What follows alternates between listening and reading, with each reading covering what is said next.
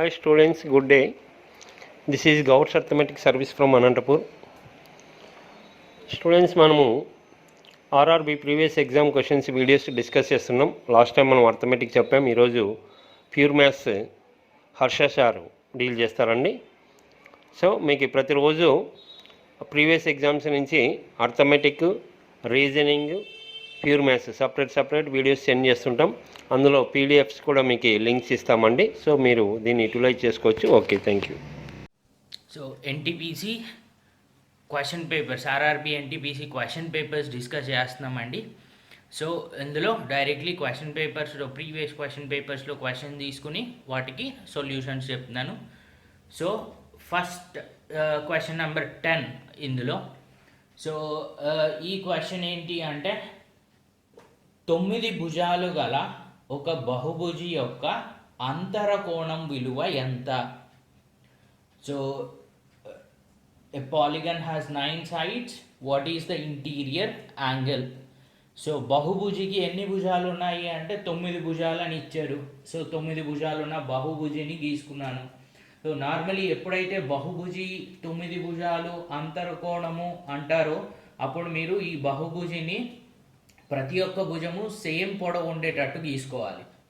So draw చేసేటప్పుడు కొంచెం అటు ఇటు అయినా మీరు అజ్యూమ్ చేసుకోవాలి ప్రతి ఒక్క భుజం యొక్క పొడవు సేమ్ అని. సో ఇక్కడ నేను డ్రా చేసినప్పుడు కొంచెం భుజాలు అటు ఇటు వచ్చాయి, బట్ అజ్యూమ్ దట్ ప్రతి భుజం యొక్క పొడవు సేమ్ ఉందని అనుకోండి. సో 9 భుజాలు ఉన్న బహుభుజిని గీసాను. దీని సెంటర్ ఓ అనుకుంటున్నాను. సో సెంటర్ దగ్గర నుంచి నాకు ప్రతి పాయింట్ దగ్గరికి, ఇక్కడ రాసిన 9 పాయింట్లు ఉన్నాయి కదా, సో ప్రతి పాయింట్ దగ్గరికి నేను ఒక లైన్ గీశాను. సెంటర్ నుంచి ప్రతి పాయింట్కి ఒక్కొక్క రెడ్ లైన్స్ గీశాను. అండ్ ఈ లోపల ఉన్న సెంటర్ దగ్గర ఏ 2 రెడ్ లైన్ల మధ్య ఉన్న కోణమైనా నేను ఒకదాన్ని 1 2 3 4 5 6 7 8 9 అనుకుంటున్నాను. సో ఎన్ని భుజాలు ఉంటే లోపల కూడా అన్ని కోణాలు ఫామ్ అవుతాయి. 9 ఉన్నాయి కాబట్టి ఇక్కడ లోపల కూడా 9 కోణాలు ఫామ్ అయ్యాయి. అండ్ ఖచ్చితంగా ఈ భుజాల పొడవులు సేమ్ కాబట్టి, ఎఫ్ఈ పొడవు, ఈడి పొడవు సేమ్ కాబట్టి యాంగిల్ 1 ఎంత ఉంటుందో యాంగిల్ 9 కూడా అంతే ఉంటుంది. అండ్ సిమిలర్లీ అన్ని భుజాల పొడవులు సేమ్ కాబట్టి యాంగిల్ 1 2 3 4 5 6 7 8 9 అన్నీ సమాన పొడవులు ఉంటాయి. సో అదే రాశాను ఇక్కడ. యాంగిల్ 1 నుంచి యాంగిల్ 9 దాకా అన్నీ సమాన పొడవులు ఉండాలి. అండ్ ఈ యాంగిల్ వాల్యూ ఎంత, కోణం విలువ ఎంత అనేది తెలియాలి అంటే నాకు ముందు ఇది సెంటర్ అనుకుందాం. ఈ సెంటర్ని తీసుకొచ్చి నేను ఇక్కడ డ్రా చేశాను. అండ్ దీని చుట్టూ, ఈ సెంటర్ చుట్టూ ఉన్న కోణం తెలుసుకోవాలి. చుట్టూ ఉన్న కోణం అంటే నాకేమైంది, సర్కిల్ అయ్యింది. సో సర్కిల్ అయితే కనుక సర్కిల్లో టోటల్ కోణం ఎంత ఉంటుంది, 360 డిగ్రీలు. సో ఈ మొత్తం కలిపి 360 డిగ్రీలు ఉండాలి. మరి ఒక్కొక్క పార్ట్ ఎంత ఉంటుంది, ఇట్లా టోటల్ ఎన్ని పార్ట్లు చేశాను నేను, 9 సమాన భాగాలు చేశాను. సో ఒక్కొక్క పార్ట్ ఎంత ఉంటుంది అంటే 360లో 9తో డివైడ్ చేస్తే ఒక్కొక్క పార్ట్ వాల్యూ వస్తుంది. సో ఒక్కొక్క భాగం, ఒక్కొక్క కోణం విలువ 360 డివైడెడ్ బై 9. ఎందుకంటే ఈ 360ని నేను 9 సమాన భాగాలు చేశాను. సో ఒక భాగం విలువ కావాలి అంటే 360ని 9తో భాగిస్తే సరిపోతుంది. సో 360 డివైడెడ్ బై 9 అంటే ఒక్కొక్క భాగం ఎంత వచ్చింది, 40 డిగ్రీలు వచ్చింది. సో ఈ యాంగిల్ 1 వాల్యూ 40 డిగ్రీలు. ఈ త్రిభుజం తీసుకున్నాను నేను, ఓఎఫ్ఈ సపరేట్లీ డ్రా చేశాను. ఓఎఫ్ఈలో ఇది యాంగిల్ నెంబర్ 1, సో కోణం 1. సో ఒకటో కోణం విలువ 40 డిగ్రీలు. అండ్ ఓఎఫ్ నుంచి ఎంత దూరం ఉంటుందో ఓఈ నుంచి ఖచ్చితంగా అంతే దూరం ఉంటుంది. ఎందుకంటే ఇది సెంటర్ అండ్ ఇవన్నీ శీర్షాలు. సెంటర్ నుంచి శీర్షానికి ఖచ్చితంగా సమాన దూరం ఉండాలి. ఎందుకంటే ప్రతి భుజం యొక్క పొడవు సేమ్ కాబట్టి. సో అంటే ఈ 2 పొడవులు ఖచ్చితంగా ఈక్వల్ ఉండాలి. సెంటర్ నుంచి ఈ శీర్షానికి, సెంటర్ నుంచి ఈ శీర్షానికి 2 దూరాలు సమానంగా ఉండాలి. సో ఇప్పుడు ఈ త్రిభుజాన్ని చూస్తే ఏం గుర్తొస్తుంది మీకు, ఇది సమద్విబాహు త్రిభుజం. 2 భుజాల పొడవులు సమానంగా ఉన్నాయి. ఈ పొడవు సేమ్ ఉండాల్సిన అవసరం లేదు. ఈ పొడవు సేమ్ ఉండాల్సిన అవసరం లేదు. సో ఓన్లీ ఈ 2 పొడవులు మాత్రమే సమానం కాబట్టి సమద్విబాహు త్రిభుజం. అండ్ ఈ 2 భుజాల పొడవులు సమానమైతే సమద్విబాహు త్రిభుజంలో ఏ 2 భుజాల పొడవులు అయితే సమానంగా ఉంటాయో వాటికి ఎదురుగా ఉన్న కోణాల విలువలు కూడా సమానంగా ఉండాలి. ఈ భుజానికి ఎదురుగా ఉన్న ఈ కోణం, ఈ భుజానికి ఎదురుగా ఉన్న ఈ కోణం రెండు ఖచ్చితంగా సమానంగా ఉండాలి. సో ఇది 40 డిగ్రీలు. ఒక త్రిభుజంలో అంతర కోణాలు మొత్తం ఎంత? 180 డిగ్రీలు. అంతర కోణాలు ఏమేమి ఉన్నాయి దీంట్లో?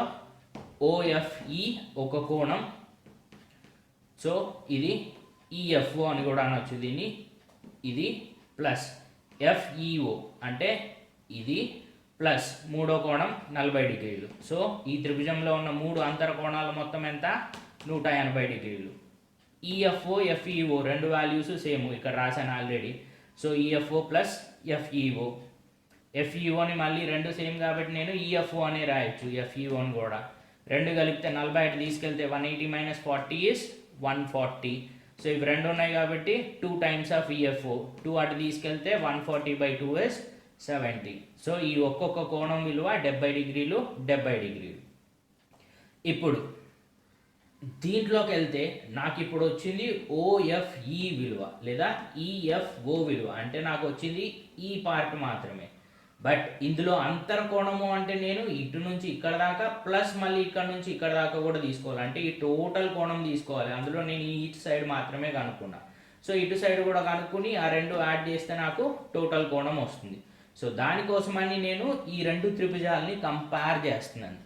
సో ఈ రెండు త్రిభుజాలని పోల్చి చూస్తే రెండు త్రిభుజాలు నేను సమాన త్రిభుజాలు అని పిలవచ్చు. ఎందుకంటే ఈ పొడవు ఎంత ఉంటుందో ఈ పొడవు అంతే ఉంటుంది, ఈ కోణం ఎంత ఉందో ఈ కోణం అంతే ఉంది, ఈ పొడవులు సమానం అని చెప్పాను. సెంటర్ నుంచి శీర్షానికి గీసిన పొడవులు సమానం అంటే ఈ పొడవు ఎంత ఉందో ఈ పొడవు అంతే ఉంటుంది, ఈ పొడవు అంతే ఉంటుంది. సో మూడు భుజాల పొడవులు సమానంగా ఉన్నాయి. రెండు త్రిభుజాల్లో ఈ భుజం అయితే ఖచ్చితంగా సమానంగా ఉంటుంది. అండ్ ఈ రెండు పొడవులు సమానం, ఇది ఇది ఇది సమానం కాబట్టి ఆటోమేటికలీ ఇది ఇది కూడా సమానం. సో రెండు త్రిభుజాలని నేను సమాన త్రిభుజాలు అని పిలవచ్చు. ట్రయాంగిల్ ఓఎఫ్ఈ అండ్ ట్రయాంగిల్ ఓఎఫ్జి రెండు సమాన త్రిభుజాలు కాబట్టి ఈ కోణం ఎంత అయితే ఉంటుందో ఆటోమేటికలీ ఈ కోణం కూడా అంతే ఉంటుంది. సో యాంగిల్ ఈఎఫ్ఓ 70 డిగ్రీస్ కాబట్టి యాంగిల్ ఓఎఫ్జి కూడా 70 డిగ్రీసే. అండ్ నాకు కావాల్సింది అంతర కోణం కావాలి. అంతర కోణం అంటే ఈ టోటల్ యాంగిల్ ఎఫ్ అని రాయొచ్చు నేను. యాంగిల్ ఎఫ్ అంటే నాకు యాంగిల్ జిఎఫ్ఈ అని కూడా రాయొచ్చు. సో ఈ టోటల్ యాంగిల్ రావాలి యాంగిల్ ఎఫ్ అంటే నేను యాంగిల్ ఈఎఫ్ఓ ప్లస్ యాంగిల్ ఓఎఫ్జి రెండింటిని కలపాలి. రెండు 70 డిగ్రీలు ఆల్రెడీ ఇక్కడ నుంచి నాకు తెలుసు. సో 70 + 70 ఎంత? 140 డిగ్రీలు. సో ఈ 9 భుజాలు గల బహుభుజిలో ఒక్కొక్క అంతర కోణం విలువ 140 డిగ్రీలు ఉంటుంది. ఇది మెథడ్. సో ఇట్లా మెథడ్ కాకుండా షార్ట్కట్లో చేయాలి, వితిన్ సెకండ్స్లో చేయాలి అంటే మీరు ముందు ఒక ఫార్ములా నేర్చుకోవాలి. ఆ ఫార్ములా ఏంటి అంటే బహుభుజిలో అంతర కోణం విలువ రావాలి అంటే n-2π/n. n అనేది ఏంటి అంటే ఇందులో ఈ బహుభుజిలో ఉన్న భుజాల యొక్క సంఖ్య. ఇది 9 భుజాలు ఉన్న బహుభుజి. సో n విలువ ఎంత అంటే 9. పై అంటే 180 డిగ్రీస్ అందరికీ తెలుసు. సో n ప్లేస్లో నేను ఎంత పెట్టాలి? ఇక్కడ 9 పెట్టాలి. So 9 - 2 into 180 divided by 9. 180/9 అంటే 20. So 9 - 2 is 7.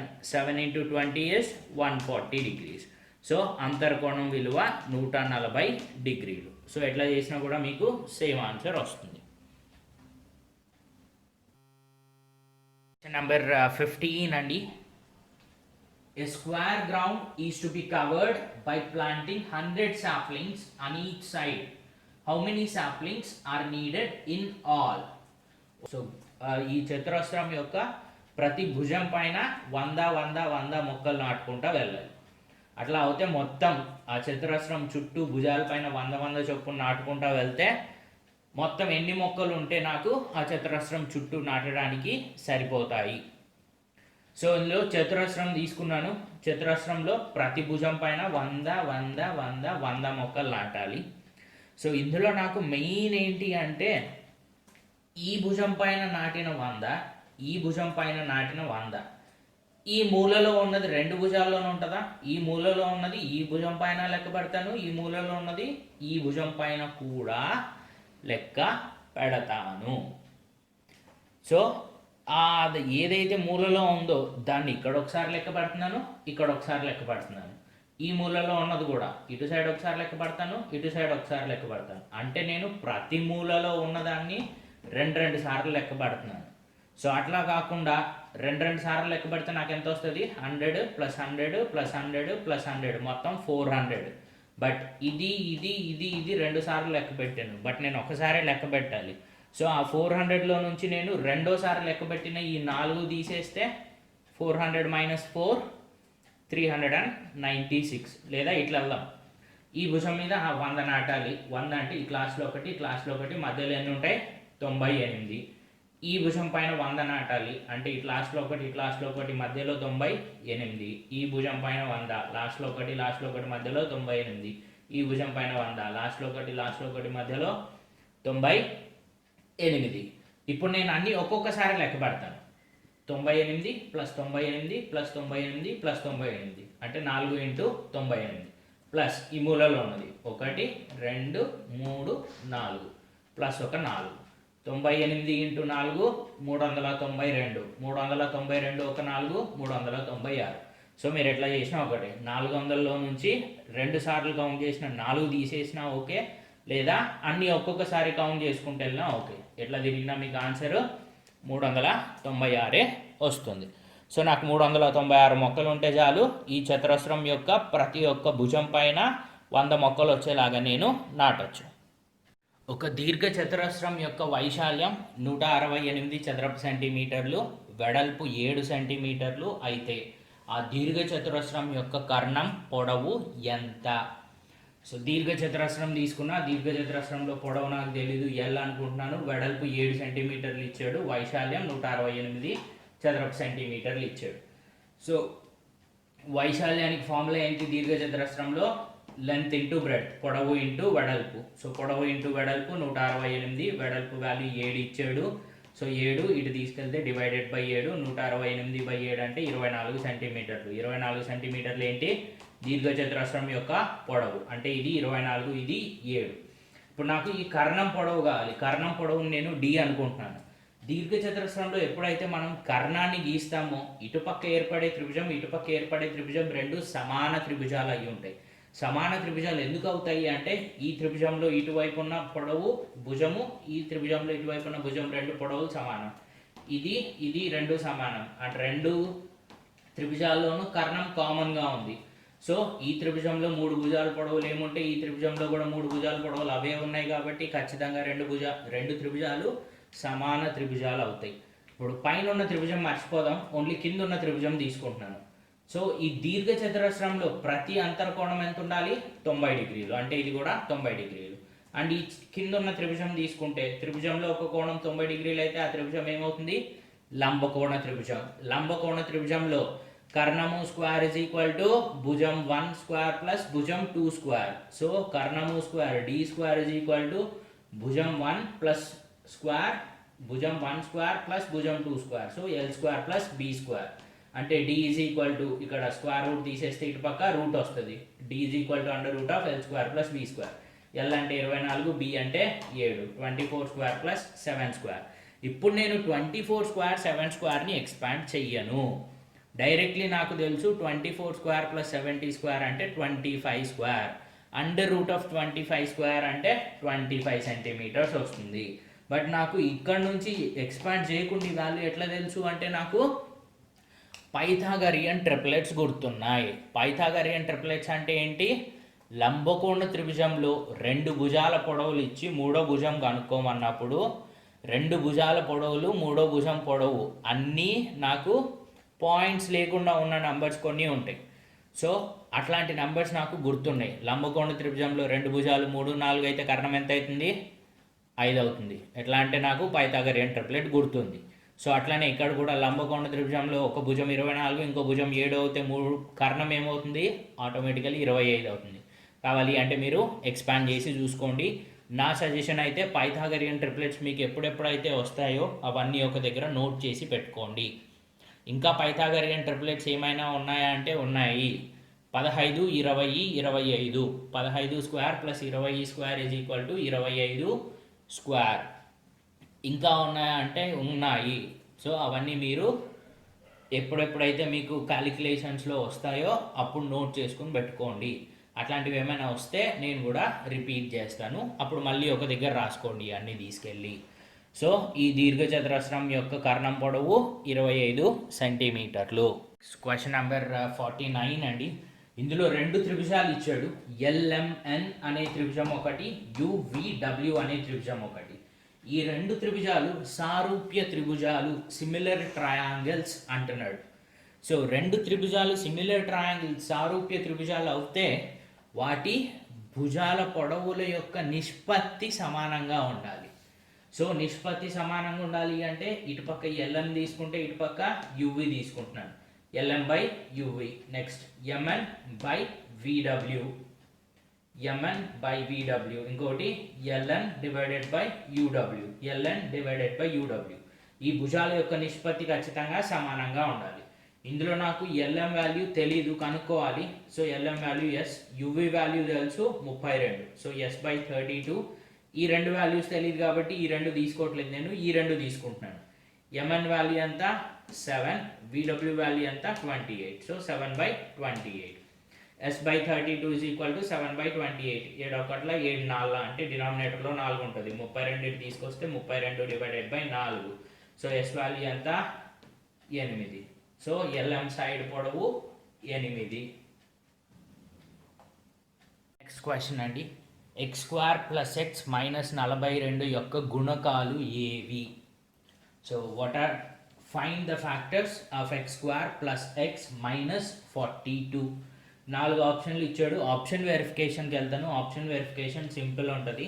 So first option x + 4 x - 3, x + 14 x - 3.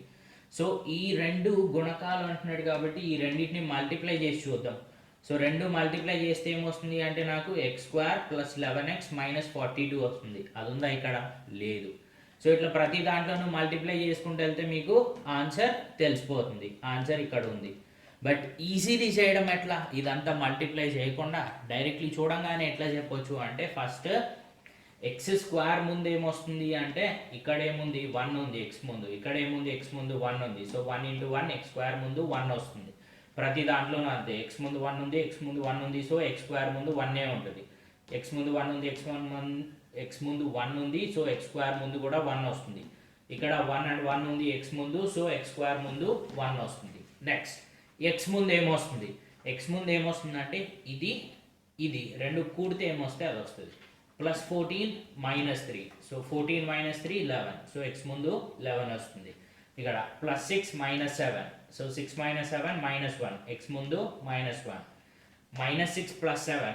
So -6 + 7 is +1. x ముందు +1. -14 + 3 -11. సో x ముందు -11. నాకు x ముందు ఏం కావాలి? +1 కావాలి. x ముందు +1 ఎక్కడ ఉంది? ఇక్కడ లేదు, ఇక్కడ లేదు, ఇక్కడ ఉంది, ఇక్కడ లేదు. సో ఇదేనా ఆన్సర్. సో x² ముందు ఏముందో తెలియాలి అంటే ఇక్కడ x ముందు ఏముంది, x ముందు ఏముంది, వాటి రెండింటిని మల్టిప్లై చేస్తే x² ముందు ఏముందో వస్తుంది. x ముందు ఏముంది అంటే ఈ రెండింటిని, ఈ కాన్స్టెంట్ నెంబర్స్ ఉన్నాయి కదా వాటి రెండింటిని యాడ్ చేస్తే సింబల్ ఏం చేంజ్ చేయను నేను. 14 ఉంటే +14 ఉంటే +14, -3 ఉంటే -3 తీసుకుంటాను. సో 14 - 3, -6 + 7, -14 + 3, +6 - 7 అట్లానే తీసుకుని యాడ్ చేస్తాను సింబల్ మార్చకుండా. సో ఆ రెండు కలిపితే x ముందు ఏం రావాలి? 1 రావాలి. సో అట్లా ఉన్న ఒకటే ఒక ఆప్షన్ ఇది ఒకటే. సో ఇది మీ కరెక్ట్ ఆన్సర్. తీటా విలువ 30 డిగ్రీలు అయితే tan² θ + cot² θ విలువ ఎంత? సో తీటా విలువ 30 అయితే tan² θ + cot² θ విలువ ఎంత? tan² θ అట్లానే రాశాను. cot θ అంటే 1/tan θ. సో cot² θ అంటే 1/tan² θ. తీటా 30 డిగ్రీస్ అయితే tan 30 అంతా 1/√3. సో tan² కాబట్టి tan 30 whole square.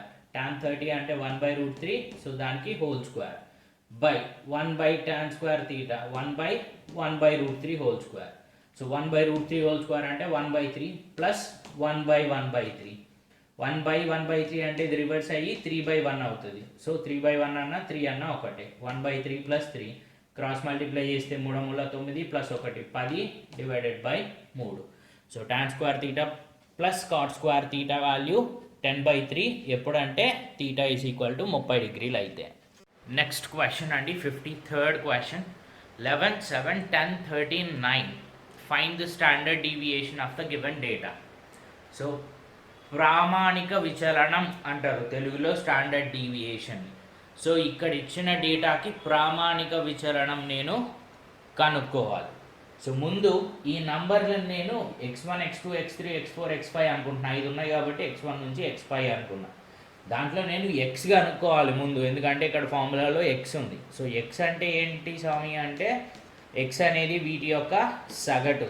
x1 to x5 add చేశాను, డివైడెడ్ బై 5 ఉన్నాయి కాబట్టి 5. సో x అనేది ఈ x1 నుంచి x5 దాకా ఉన్న వాటి సగటు.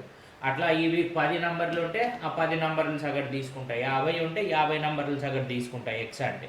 సో x విలువ ఎంత అంటే ఇవన్నీ యాడ్ చేసి డివైడెడ్ బై 5 చేస్తున్నాను. ఇవన్నీ యాడ్ చేసేటప్పుడు మళ్ళీ ఇందాక వాడిన లాజికే 13 + 7 = 20, 9 + 11 = 20, 20 + 20 40, ఇక్కడ 10 ఎక్స్ట్రా ఉంది 50. 50 డివైడెడ్ బై 5 = 10. సో వీటి సగటు ఎంత అంటే 10. ఇప్పుడు ప్రామాణిక విచలనం కనుక్కోవడానికి formula √(x - x1) whole square plus x - x2 whole square plus x - x3 whole square plus x - x4 whole square plus x - x5 whole square plus 5 ఉన్నాయి కాబట్టి ఇక్కడికి ఆపేయచ్చు. బట్ జనరలైజ్ చేసి చెప్తున్నాను ఫార్ములా. 5 కంటే ఎక్కువ ఉంటే ఇంకా x - x6 whole square, x - x7 whole square and so on. అట్లా xn ఎంత దాకా ఉంటే ఇవి అక్కడ దాకా తీసుకెళ్తాను. Divided by number of observations. Number of observations అంటే ఇవన్నీ ఉంటాయి అన్ని. సో ఎన్ని ఉన్నాయి? ఇవి 5 ఉన్నాయి. సో డివైడెడ్ బైలో నంబర్ ఆఫ్ అబ్జర్వేషన్లో 5 వస్తాయి. 10 ఉంటే డివైడెడ్ బైలో 10 వస్తుంది. అండ్ నాకు x వాల్యూ తెలుసు ఇక్కడ నుంచి. x1, x2, x3, x4, x5 values తెలుసు. సబ్స్టిట్యూట్ చేశాను వాల్యూస్. దెన్ 10 - 11 అంటే -1. -1 whole square is +1. 10 - 7 is 3. 3 square is 9. 10 - 10 0. 0 square is 0. 10 - 13 is -3. -3 square is also +9. 10 - 9 is +1. +1 square is +1 divided by 5. 5 కూడా రూట్లోనే ఉంది. రూట్ బయట రాయకండి 5ని. 5 కూడా రూట్లోనే ఉంది. So 9 + 1 10. 9 + 1 10. 10 + 10 20. 20 divided by 4 and 20 divided by 5 అంటే 4. √4 అంటే 2.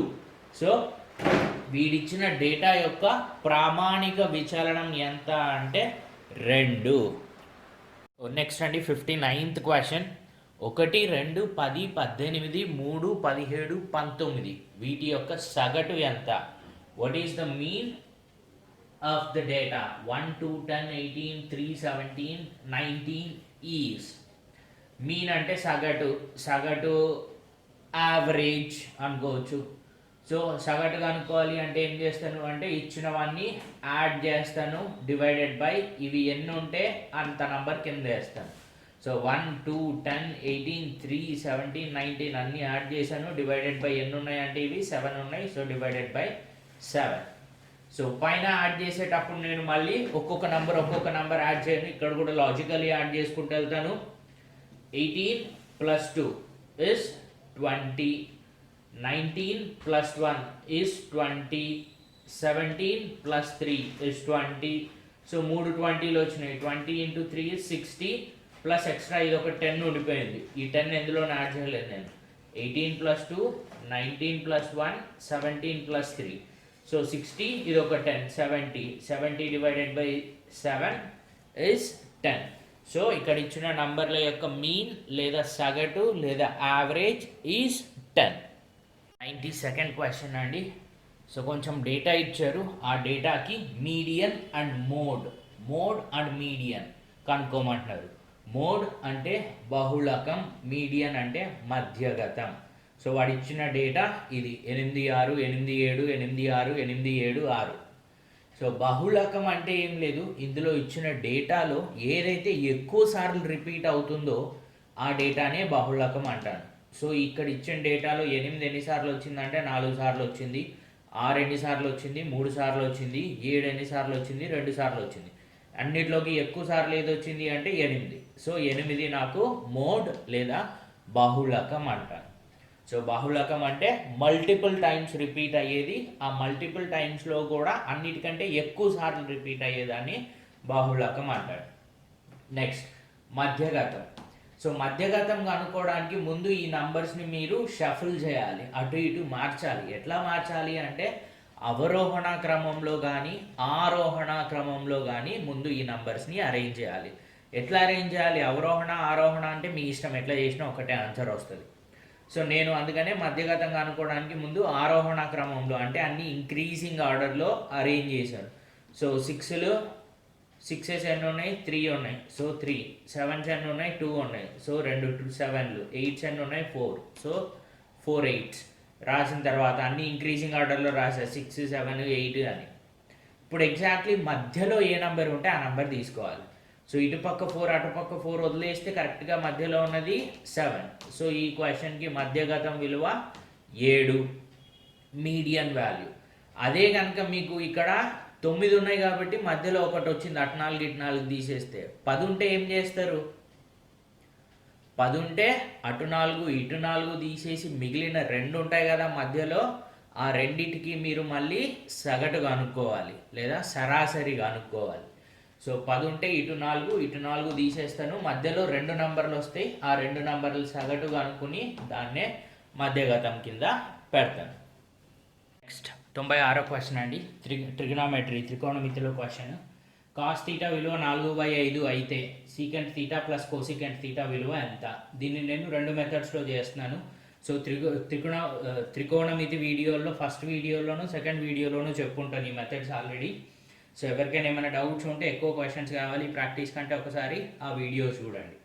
సో ప్రతి ఏ త్రికోణమితి యొక్క ఈ cos theta sine theta tan theta ఈ ఫంక్షన్స్ అయినా ట్రిగనామెట్రిక్ ఫంక్షన్స్ ఇవన్నీ ఓన్లీ లంబకోణ త్రిభుజానికి అప్లికబుల్. సో ఒక లంబకోణ త్రిభుజం తీసుకున్న లంబకోణ త్రిభుజంలో ఇది 90 డిగ్రీలు, ఈ కోణం తీటా అనుకుంటే తీటాకి ఎదురుగా ఉన్నది ఎదుటి భుజం, తీటా పక్కనే ఉన్నది ఆసన్న భుజం, 90 డిగ్రీలకు ఎదురుగా ఉన్నది ఎప్పుడు కర్ణం. సో ఇది ఎదుటి భుజం, ఆసన్న భుజం, కర్ణం. అండ్ కాస్ తీటా అంటే ఏం తీసుకుంటాను నేను? ఆసన్న భుజం బై కర్ణం. ఆసన్న భుజం బై కర్ణం విలువ ఎంత? 4/5. అంటే ఆసన్న భుజం 4, కర్ణం 5. ఆసన్న భుజం 4, కర్ణం 5. సో ఎదుటి భుజం కావాలి. ఇది లంబకోణ త్రిభుజం కాబట్టి ఎదుటి భుజము స్క్వేర్ ప్లస్ ఆసన్న భుజము స్క్వేర్ ఇజ్ ఈక్వల్ టు కర్ణము స్క్వేర్. ఎదుటి భుజం స్క్వేర్ ప్లస్ ఆసన్న భుజం స్క్వేర్ ఇజ్ ఈక్వల్ టు కర్ణము స్క్వేర్. ఆసన్న భుజం అంటే 4, కర్ణం అంటే 5. సో 4 స్క్వేర్ 5 స్క్వేర్ సబ్స్టిట్యూట్ చేసిన సో ఎదుటి భుజం వాల్యూ 3 వచ్చేస్తుంది. 3 4 ఉంటే ఆటోమేటికల్లీ కర్ణం 5 అవుతుంది. సో అందుకని అక్కడ నుంచి ఎదుటి భుజం విలువ 3. ఇప్పుడు secant theta plus cosecant theta కావాలి నాకు. సీకెంట్ తీటా అంటే 1/cos తీటా. కాస్ తీటా అంటే ఆసన్న భుజం బై కర్ణం. సీకెంట్ తీటా అంటే కర్ణము బై ఆసన్న భుజము. కోసికెంట్ తీటా అంటే 1/sin తీటా. సైన్ తీటా అంటే ఎదుటి భుజం బై కర్ణం. కోసికెంట్ తీటా అంటే కర్ణము బై ఎదుటి భుజం. కర్ణము బై ఎదుటి భుజం. సో కర్ణం ఎంత? 5. ఆసన్న భుజం ఎంత? 4. కర్ణం ఎంత? 5. ఎదుటి భుజం ఎంత? 3. సో 3 5ల 15, 4 5ల 20, 4 3ల 12. సో మొత్తం 35/12. లేదంటే ఇంకో మెథడ్లో ఏం చేయొచ్చు అంటే, నాకు ఏ త్రిభుజంలో అయినా sin square theta plus cos square theta always equal to 1. So sin square theta కావాలి అంటే కాస్ స్క్వేర్ ఇటు పోతే 1 - cos square. Cos theta 4/5, cos square theta 16/25. So sin square theta equal to 1 - cos square theta, cos square theta 16/25. 25 ఇటు తీసుకొస్తే 25 - 16 is 9, 9/25. Route తీసేస్తే 9/25 వచ్చి 3/5. So sine theta విలువ 3/5. Next కనుక్కోమన్నది ఏంటి? Secant cosecant. Secant theta plus cosecant theta. Secant theta అంటే 1/cos theta. Cosecant theta అంటే 1/sin theta. Cos theta value ఎంత? వాడు ఆల్రెడీ ఇచ్చాడు 4/5. సో రివర్స్ చేస్తే 5/4. సైన్ తీటా వాల్యూ ఎంత? 3/5. 1/sin తీటా అంటే రివర్స్ అవుతే 5/3. 5/4 ప్లస్ 5/3. 5/4 ప్లస్ 5/3 మళ్ళీ 35/12. సో 2 మెథడ్స్లో మీకు ఏ మెథడ్ నచ్చితే ఆ మెథడ్ చేయొచ్చు. బట్ ఇది మోర్ జనరలైజ్డ్ మెథడ్, ఎక్కువ టైప్ ఆఫ్ క్వశ్చన్స్కి యూజ్ అయ్యే మెథడ్. లంబకోణ త్రిభుజం తీసుకుని దాంట్లో ఏ భుజాలు ఇచ్చాడో రాసుకుని 3వ భుజం కనుక్కుంటే ఇంకా త్రికోణమితిలో ఏ ఫంక్షన్స్ ఇచ్చినా ట్రిగ్నోమెట్రిక్ ఫంక్షన్స్ మీరు ఈజీగా కనుక్కోవచ్చు.